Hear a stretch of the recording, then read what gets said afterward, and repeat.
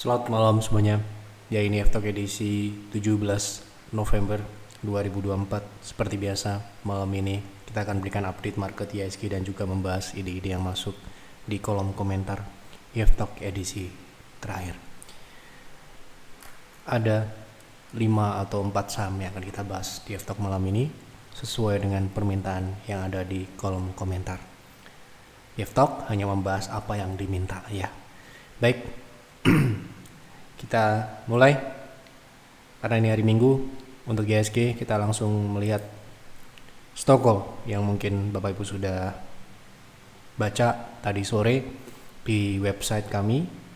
Untuk minggu ini kami memberikan judul IHSG mengakhiri wave C di pertengahan November.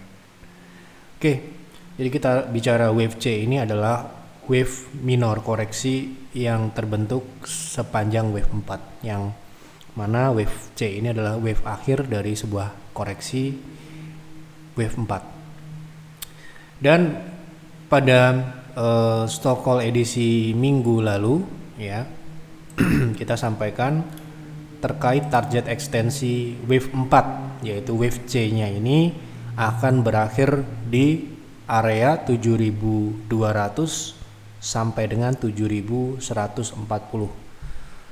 Seperti yang Bapak Ibu mungkin sudah ketahui, IHSG minggu ini tutup di tengah-tengah 7161, ya, di tengah-tengah area ekstensi tersebut. Artinya target penurunan ekstensinya sudahlah tercapai dengan sempurna. Bagaimana pergerakan selanjutnya? Perkiraan kami memang di penutupan terakhir belum ada tanda-tanda rebound secara probabilitas yang tinggi. Ya, kemungkinan masih butuh beberapa konfirmasi ya terkait teknikal untuk dapat mengakhiri wave C. Jadi wave C ini adalah wave kecil di dalam wave 4. Jadi dalam wave turun itu ada yang namanya wave A, B, C. Ini yang kami sampaikan pada stock call minggu lalu ya, di mana C itu akan berada di 7.200 sampai dengan 7.140. Nah, sebuah akhir dari wave turun itu biasanya diawali dari sebuah pola candle ataupun pematahan tren minor, tren turun tentunya ya. Nah, tren turun ini akan dipatahkan jika IHSG bisa berhasil naik di atas 7.250 ya. Jadi ini adalah level yang perlu Anda catat dan ketahui ya. Jika IHSG naik di atas 7.240, artinya wave C, bukan wave 4 ya. Wave C sudah terkonfirmasi selesai. Lalu bagaimana dengan wave 4 ya kan? Wave 4 ini kan wave yang lebih besar atau siklus yang lebih besar gitu kalau kita bicara siklus. Ini baru akan berakhir jika IHSG naik kembali ke atas 7.600, di atas 7.700 ya. Jadi fokus kita adalah mengidentifikasi potensi kenaikan. Jadi kita tahu sekarang ini IHSG berada di wave C. Sebagai trader, sebagai pemain jangka pendek, ya kita harus tahu kecenderungan mayoritas saham yang berkorelasi besar dengan indeks adalah turun tentunya ya. Nah, ketika nanti wave C sudah berakhir, artinya ada potensi saham-saham yang berkorelasi dengan indeks ini akan naik. Nah, itulah pentingnya. Jadi dengan mengetahui identifikasi kita berhasil dengan adanya wave ini, kita bisa mengidentifikasi wave itu apa dan seperti apa perilakunya. Nantinya kita dapat memilih saham-saham yang bisa kita pilih ya, memilih saham-saham yang hubungannya dengan kondisi indeks. Ketika wave turun, berarti kita nyari saham yang tidak berkorelasi. Ketika IHSG swing naik atau rebound ataupun naik, kita memilih saham-saham yang berkorelasi naik. Inilah pentingnya ya. Ya, berulang kali kita sampaikan, kita selalu menyampaikan pembahasan IHSG itu di awal tanpa ditanya untuk apa tujuannya ya, untuk Bapak Ibu agar tahu kondisi market itu seperti apa dan nantinya akan memilih saham yang mana, gitu ya. Nah, inilah pentingnya ya. Kita tidak trading indeks tentunya, kita trading saham. Oke. Nah, minggu ini kita perkirakan IHSG akan mungkin bisa mulai terlihat wave C dulu ya, yang akan di retest ya, ditandai dengan kenaikan di atas 7240. Itu angka yang perlu Anda ingat-ingat ya. Setelah angka tersebut tercapai dan tutup di atasnya, tentunya di private trading room akan ada perubahan strategi ya. Berarti kita akan merespon itu secara dinamis ya, jangka pendek. Itulah karena trading ya. Kalau investasi tentu ketika market turun seperti ini tentu adalah waktu yang sangat baik, waktu yang sangat bijak untuk kita membeli. Bukan waktu yang tepat untuk kita pusing ya, tapi waktu yang tepat kita melakukan akumulasi gitu. Nah, nanti ketika IHSG naik lagi, itu adalah waktu yang tepat untuk kita mengevaluasi portofolio. Seperti biasa, selalu ketika IHSG naik, selalu saya ingatkan, perbaiki portofolio Anda, kondisikan portofolio Anda. Ketika IHSG nanti pada saatnya turun, Anda sudah siap dan bisa menikmati penurunan indeks itu dengan maksimal. Ya, itulah maksud yang saya sampaikan beberapa bulan yang lalu ketika IHSG masih di 7.800, 7.900. Selalu di awal saya sampaikan, perbaiki, rampingkan ya, tingkatkan cash on hand Anda. Ketika nanti wave 4 terjadi seperti yang kami sampaikan, Anda bisa menikmatinya dengan maksimal. Tentu saja nikmat jika kita bisa membeli saham-saham yang layak invest di harga yang sedang turun. Ya. Begitu perbedaan antara trader dan investor. Dua orang atau dua profil yang sangat bertolak belakang ya. Tetapi bukan berarti trader tersiksa atau menderita ya ketika IHSG turun seperti sekarang ini, tidak ya. Di private trading room pun ketika IHSG minus 5% bulan November ini, kita masih plus 1% ya gitu. Jadi tergantung kedinamisan kita dalam menjalankan sebuah strategi ya. Jadi kalau trading itu ya harus dinamis, tidak boleh saklek atau tidak boleh keras kepala gitu. Kita salah ya kita harus jual ya, kita harus keluar gitu ya. Jangan sampai kita tahan-tahan jadi investasi gitu ya. Ini menjadi sebuah ya sudah menjadi keharusan untuk kita tahu strategi itu bagaimana menjalankannya ya. Oke, kita lanjut ke pembahasan saham yang pertama. Mohon analisa MTL untuk swing, apakah sudah konfirmasi swing naiknya Pak? Oke, kita lihat. Terakhir pembahasannya terkait investing ya. Sepertinya sudah ya, untuk kita lihat di sini. Kalau kita pergunakan time frame yang lebih kecil di H4 atau H1 mungkin sudah terlihat adanya tanda-tanda potensial untuk dia naik ya atau rebound. Nah, untuk rebound sepertinya sudah terlihat, namun kita perlu mengukur berapakah potensi saham ini gitu ya, berapa potensi profit yang kita bisa dapatkan dari harga saham, kenaikan rebound dari saham MTL ini ya. Tentu saja terdekat adalah 0,3, itu di area 590-an sampai dengan 600 itu hanya 2% ya kalau Anda beli di harga saat ini ya di 580. Kemudian potensi best price-nya di 0,6 itu di 615. Sehingga menarik atau tidak saya kembalikan kepada Anda. Jika Anda mungkin memang yang dicari adalah sebesar ini, mungkin ini menjadi menarik ya, karena sekali lagi kita harus tahu saham ini potensinya berapa, kita harus realistis dengan kondisi teknikalnya ya. Jadi kalau saya tentu saja ini tidak menarik buat kami di private trading room, karena ya potensinya itu hanya sebesar 6% paling maksimal gitu ya. Tolong bahas ULTJ untuk trading, apakah masih ada potensi penurunan di harga berapa untuk buy untuk trading ya. Oke, kita lihat ya. Oke, kita lihat di sini saham ini sedang menguji support area ya. Kalau kita lihat di sini penutupan terakhir ini mengindikasikan eh, potensi penurunan ke area support selanjutnya ya. Jadi kalau kita mau trading tentunya swing trade ya, kita harus menunggu yang namanya konfirmasi rebound itu terjadi seperti yang kita lakukan tadi pada mitra tel tadi ya. Jadi kalau kita tahu saham itu sedang turun, swing turun, tentu saja sebagai trader saham bukan trader forex ya, kita tidak bisa memanfaatkan penurunan itu untuk profit ya. Kita harus menunggu yang namanya konfirmasi swing naik itu sudah dimulai. Terkait target turun itu adalah area yang kita bisa tunggu ya, namun bukan untuk area beli. Ini yang perlu kami tegaskan. Seringkali kita sampaikan target turunnya di sini, tetapi bukan berarti di situ belinya ya. Ini perlu menjadi sebuah catatan penting untuk bagi Bapak Ibu yang mungkin baru dan ingin sedang belajar terkait swing trading ya. Jadi yang Anda dengar target turun itu bukan target beli.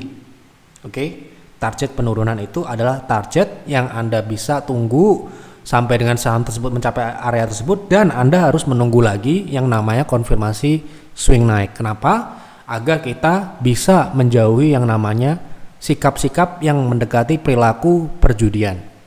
Ya, judi itu kan spekulasi dan sebagainya. Kita sudah tahu, kita punya ilmunya. Kalau ada potensi rebound itu sudah ada konfirmasinya. Nah, itu ya. Ini yang perlu kami edukasi, ya kan? Karena trader atau perilaku judi itu sangat-sangat tipis, ya kan? Orang lihat trading itu judi dan sebagainya. Sebenarnya investasi pun bisa menjadi judi ya, apabila kita tidak melakukan analisa sebelumnya secara mendalam.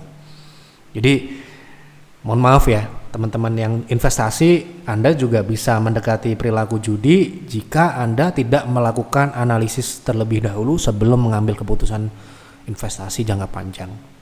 Ya, ini perlu kami edukasi. Agar apa? Agar apa yang kita lakukan ini mengandung keberkahan.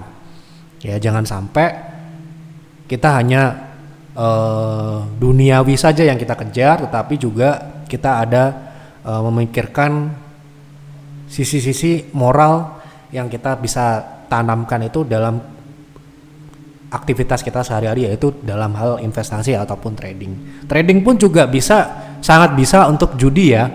Bukan berarti judi online main game-game itu, tapi saham pun juga bisa judi jika kita berspekulasi. Makanya kita tidak melakukan spekulasi dalam hal trading dan investasi ya.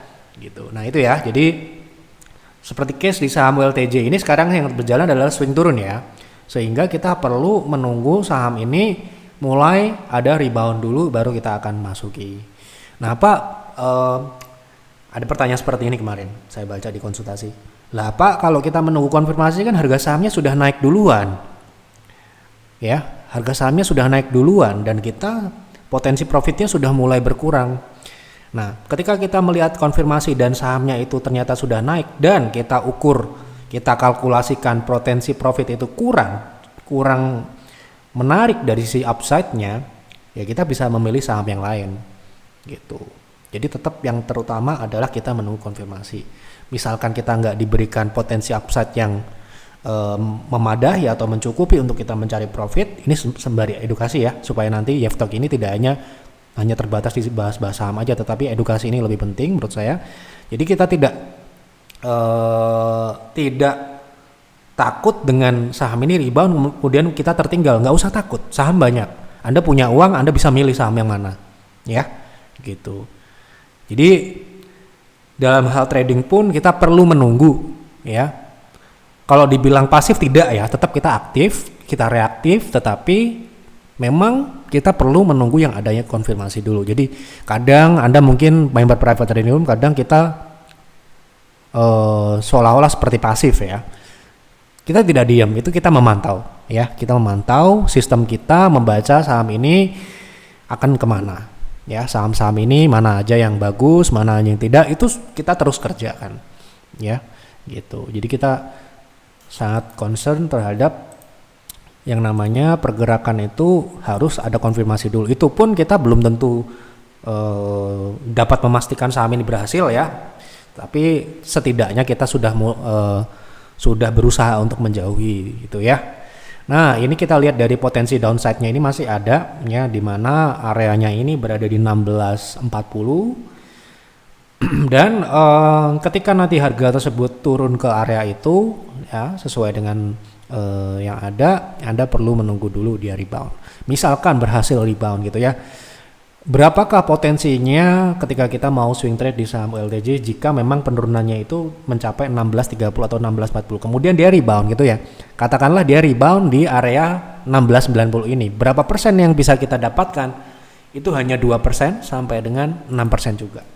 Memang saham ini ya ruang geraknya tidak terlalu besar ya.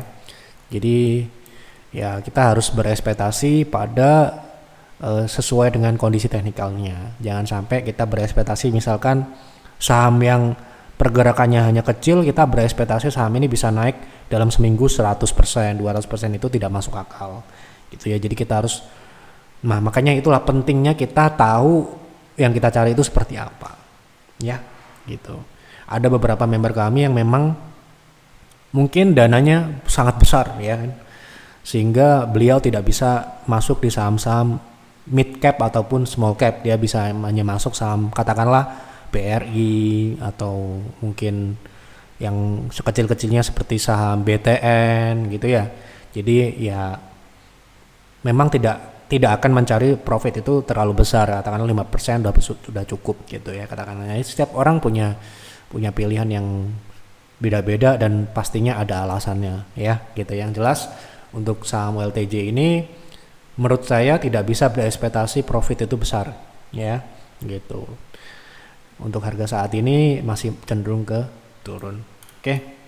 Ini kita berikan edukasi agak panjang karena memang sahamnya pembahasannya sedikit ya. Jadi kita agak perpanjang untuk memperkaya pembahasan itu, mungkin agak melebar tetapi semoga Bapak Ibu dapat mengambil yang ada manfaatnya ya. Bahas saham Elsa dan Pewon dong Pak untuk investasi, bagus masuk di harga berapa? Kita ambil satu saham ya, seperti biasanya kita akan pilih satu saham Elsa untuk investasi.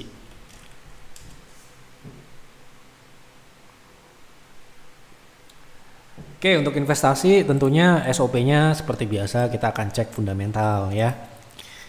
Nah, fundamentalnya ini seperti apa? Oke. Kalau kita lihat dari sisi pertumbuhan beberapa tahun ini, kita lihat El Nusa ini cukup bagus ya pertumbuhan dari atas sampai bawah. Kami lihat cukup konsisten dan juga moderat ya. Dimana yang kami sukai adalah pertumbuhan di bawah harus selalu di atas pertumbuhan di atas. Pertumbuhan laba operasi harus lebih tinggi dari pertumbuhan pendapatan atau sales. Jadi kalau kita lihat dari sini, kita tahu pertumbuhan laba itu jauh lebih tinggi dibandingkan pertumbuhan yang ada di revenue. Artinya apa? Tidak hanya tumbuh tetapi dia semakin meningkat efisiensinya. Dengan mudah kita bisa lihat seperti itu. Nah, terjadi improve profitabilitas. Itu yang poin yang kita tekankan. Namun sayangnya memang secara kelayakan saham Elsa ini masih belum memenuhi syarat layak investasi di YF Advisor, di mana bottom line minimal adalah 5%. Jadi misalkan ada emiten yang memiliki margin yang konsisten sekali, tetapi di bawah 5%, kami masih menilainya kurang layak atau kurang menarik. Bukan berarti jelek sekali lagi, tapi kurang menarik dari sisi profitabilitas, gitu ya. Mungkin memang bisnis modelnya seperti itu, seperti katakanlah saham yang kemarin kita bahas, Metrodata katakanlah ya, marginnya memang di bawah 5% katakanlah, ya. Apakah itu jelek? Tidak jelek juga, tapi kami memiliki opsi-opsi yang lain yang lebih menarik. Ya, ketika kita investasi kita dihadapkan oleh ratusan saham, ya. Kita dihadapkan oleh dalam satu sektor itu mungkin ada puluhan saham yang kita bisa pilih. Nah, itulah kita tandingkan, kita komparasi mana yang terbaik secara fundamental kalau kita investasi ya. Gitu. Nah, menurut kami Elsa ini masih belum memenuhi syarat dari marginnya gitu. Tetapi kalau Pak Yev, saya tidak peduli dengan marginnya, yang penting tumbuh bagus. Ini mungkin jadi layak. Ya. Gitu. Kemudian secara teknikal harga sahamnya ini memang sudah bisa dikatakan mengapresiasi yang terjadi pada pertumbuhan tadi. Ya, pertumbuhan tadi sudah direfleksikan dengan kenaikan harga sahamnya. Ya. Jadi dalam beberapa tahun terakhir LSA ini hanya mentok di bawah 400 ya. Nah, sahamnya ini sudah mulai bergerak di atas 500. Mungkin upside-nya ini masih ada ya. Kira-kira kalau pola teknikalnya ini terbentuk sempurna ya, potensi upside secara teknikal, ingat ya, secara teknikal itu bisa di atas 700 potensi optimalnya. Jadi rounding ini mungkin bisa ke 700-an. Terdekat mungkin bisa ke area 610, paling tidak di 520. Jadi ada sekitar 9% upside dari harga penutupan terakhir. Ya, gitu. Jadi kalau Anda mau, Pak, saya mau invest di LSA ini dan mengabaikan profitabilitas saham ini, bisa untuk investasi. Ya, gitu. Malam Pak, mohon dianalisa WG untuk investasi. Oke. Wika Gedung ya. Sepertinya karya-karyaan masih sama ya, kami masih ya bukan meragukan, tetapi kami memilih untuk menghindari ya, karena ya Anda tahu efek dari sebuah kondisi keuangan yang tidak sehat itu bisa merembet kemana-mana ya kan. Memang secara kinerja bisa dikatakan ini masih dalam kategori yang dalam tanda kutip aman ya, dalam tanda kutip ya. Tapi bukan tidak mungkin jika induknya bermasalah, ya kan? Itu akan menjadi hal yang berbeda, hal yang bisa mengkhawatirkan. Tentunya ketika kita berinvestasi, kita ingin ada rasa aman dan nyaman ya. Dan saya sudah menyampaikan berkali-kali, rasa aman dan nyaman itu sudah tidak lagi terasosiasikan pada sebuah saham kepemilikan pemerintah. Milik pemerintah itu sudah bukan jaminan lagi keamanan, ya kan? Anda bisa flashback ya, Waskita, kemudian Jiwasraya ya. Jadi saya rasa sekarang orang sudah mulai terbuka untuk mulai kritis dalam hal ya berinvestasi. Kalau zaman beberapa tahun yang lalu, zaman eranya awal-awal Pak Jokowi ya kan, pembangunan mulai dijalankan di mana-mana, orang itu masih masih yakin dan percaya dengan emiten-emiten karya ya, karena Pak Jokowi kan mau banyak bangun ini itu mau dibangun, tol di mana-mana, bandara di mana-mana. Faktanya itu menimbulkan banyak masalah, banyak emiten-emiten karya ini menjadi tidak sehat, dan bahkan ada kasus-kasus ya korupsi ya. Itu adalah sebuah bukti bahwa ketika kita berinvestasi itu kita tidak bisa mengatakan saham ini aman hanya karena dia adalah emiten plat merah gitu ya. Jadi dulu waktu kita bilang Wika Waskita itu tidak layak, banyak orang yang kontra dengan yang kami sampaikan itu. Tetapi ya sekarang sudah banyak orang menyadarinya, saya rasa ya gitu. Jadi kita akan bicara berdasarkan data aja. Kalau kita bicara WG secara individu, memang masih dalam kategori yang kinerjanya masih ya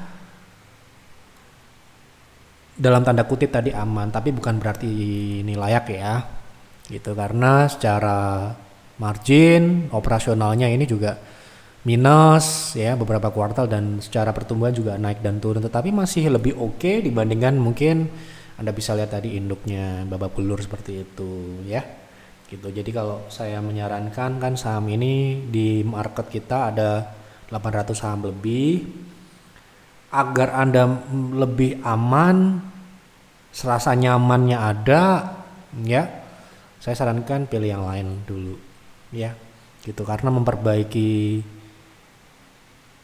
emiten karya itu kemungkinan besar panjang ya perjalanannya. Dan sampai dengan detik ini kami belum melihat ada perbaikan. Ya, gitu. Jadi sejak Jeff ada belum pernah kami merekomendasikan emiten karya sekalipun di peer ataupun di peers. Bukan karena kita anti pemerintah, kita invest di BRI, kita invest di BNI, BMRI, tapi tidak untuk emiten karya. Ya. Baik, Telkom pun kita pernah, tetapi kita sudah keluar karena kita sudah tahu itu akan jelek, ya. Gitu. Oke. Lanjut ya. Malam Pak Yep, mohon infokan kelanjutan dari saham PANI. Sudah jebol ke 14 ribuan, semisal memang masih aman, kira-kira menurut Pak Yep kapan bakal bisa naik lagi? Kalau kita bicara waktu, terus terang kami tidak bisa menebak hari, tanggal, jam, detik, dan menit. Kecuali YF ini sudah menjadi price maker dari saham PANI, ya, gitu. Tetapi kalau Anda bertanya, apakah tren ini masih akan berlanjut ke depannya? Apakah masih berpotensi untuk bisa membentuk level tertinggi baru? Ataukah sudah terbentuk yang namanya reversal, ya, pembalikan arah, ya kan? Itu bisa kita bantu. Tetapi kalau Anda bertanya terkait waktu, Pak Yef, kapan hari PANI ini bisa naik lagi? Itu mohon maaf. Kami bukan price maker, ya. Tapi kita coba jawab, ya. PANI ini masih bisa naik lagi atau tidak? Gitu. Yang jelas ya bisa naik, yang namanya masih diperdagangkan, yang nggak mungkin saham itu turun terus, ya. Gitu. Oke, kita lihat dari sini potensi downside-nya ini masih ada ya di 12.000. Jadi sekalipun saham PANI ini turun ke 12.000, target 19.000 ini masih dapat tercapai. Tetapi kalau harinya kapan, tanggal berapa, bulan apa, mohon maaf ya, kami tidak bisa menentukan itu. Anggap saja kita ini tidak memiliki kemampuan untuk itu, ya. Gitu. Kalau Anda tanya ini trennya masih berjalan atau tidak sampai sekarang, masih naik, ini jelas masih di atas 60. Kita belajar dari Arto. Ketika kita prediksi saham ini bakal jatuh 2020 dulu, ya. Ini saham ini kan sudah mulai turun 2021, ya. Anda bisa cross check GaveTop waktu itu, ya. Setelah itu dia masih naik kok, ya, membentuk topping dulu. Nah, barulah dia turun, ya. Contoh saham INKP 2018-2019. Ya. Ya. Apakah sebelumnya dia turun drastis, habis itu balik lagi naik, ya. Jadi untuk pembalikan arah itu membutuhkan proses dan waktu, ya. Itu jadi enggak ujuk-ujuk saham itu apalagi big caps, ya, bukan saham-saham small caps, ya, itu membutuhkan waktu, ya. Jadi menurut saya ini ketika dia turun di bawah 14.000 ataupun 12.000 masih ada potensi untuk dia naik. Sekarang ini dia tertahan di 0,3. 0,3 itu target DCB, ya. Kalau misalkan dia tidak lebih dari itu, berarti masih berpotensi membentuk new high atau tertinggi baru. Nah, kalau misalkan ternyata PANI turun di bawah 0,3, itu pun dia masih bisa naik lagi membentuk wave B. Ya, wave B. Ingat ya, A, B, ya. B kemungkinan bisa sama dengan peak sebelumnya. Ya. Gitu. Tetapi sekali lagi mohon maaf, kami tidak bisa menjawab kapan waktunya. Ya. Baik. Kira-kira cukup ya untuk pembahasan YF Talk malam ini, sudah saya jawab semua, dan ada beberapa pertanyaan yang mungkin tidak bisa saya jawab, seperti contohnya minta rekomendasi gitu ya.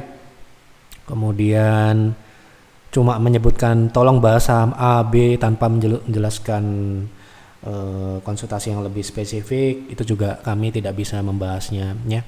Untuk rekomendasi, bukan kami tidak mau ataupun pelit, tetapi dalam hal merekomendasikan itu kita harus bertanggung jawab sampai dengan beli sampai dengan jual, dan kita harus laporkan dalam kinerja. Tentu saja itu hanya ada di layanan kami, ya. Jadi ketika kita merekomendasikan saham tertentu, itu ada pertanggungjawaban laporannya, akan dilaporkan di dalam laporan kinerja. Jadi ada ukurannya, ya, gitu. Nah, juga kita di YF Talk ini hanya membahas apa yang diminta. Untuk apa? Agar orang, ya, mengenal kami, tidak memiliki kepentingan di YF Talk ini. Di YF Talk ini tujuannya pure untuk membantu Bapak Ibu. Ya, membantu itu tentu saja ya Anda harus membawa problem dulu untuk dapat kita bantu. Kalau Anda sendiri tidak ada problem ya kita tidak bisa bantu. Gitu ya. Oke. Baik. Terima kasih untuk Bapak Ibu yang sudah berkontribusi memberikan ide, dan bagi Bapak Ibu yang mungkin ada ide yang masuk tetapi belum bisa saya jawab, mohon maaf sebesar-besarnya. Anda bisa tulis kembali lebih jelas ataupun lebih spesifik. Besok pasti saya akan bahas jika memang sudah jelas dapat kita bahas. Dan bagi Bapak Ibu yang mungkin